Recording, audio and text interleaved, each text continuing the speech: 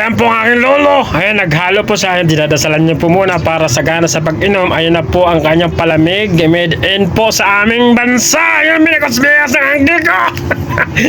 Nasarapan po yung anggil ko ngayon. Nakadalawa na siya. Kaya, ayan, nagsali na po at nagkatapos dasalan. So, ayun, sinugasan muna at kinamay-kamay muna. Ayun.